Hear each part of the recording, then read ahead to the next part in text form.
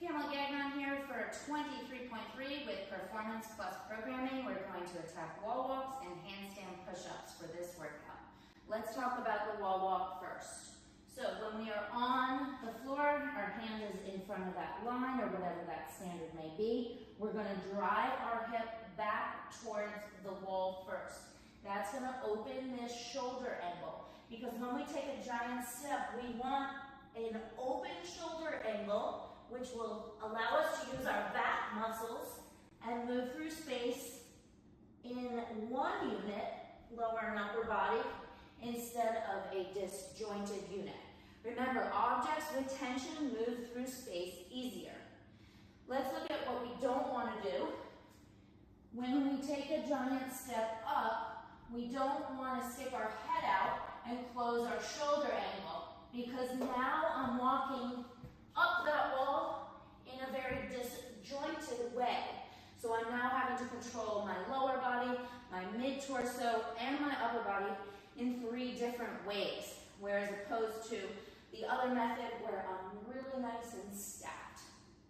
We also want to think about the top. In order to get close to the wall, I want you to think about pointing the toes each time, and then coming down. Make sure this hand gets on the line, over the line, and then you just kind of want to slap in order to save energy. So that's the wall walk position. Remember, more you brace, tighter you are, more your shoulder angle, easier you move through space. Let's talk about the handstand push-up position.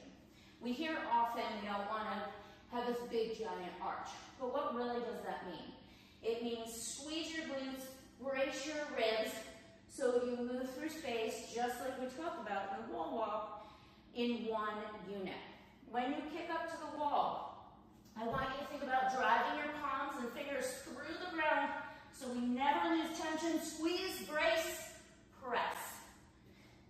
This way we'll be more efficient through each rep. So remember, as you're coming down, you want to palm print in the floor the entire time, so we never lose tension and we never give out to dead weight, just gravity winning, because then you are going to have much more difficult time pressing back up into the finished position. Every time you press back up, think squeeze glutes and tighten abs, and make sure you breathe through all of these movements as well.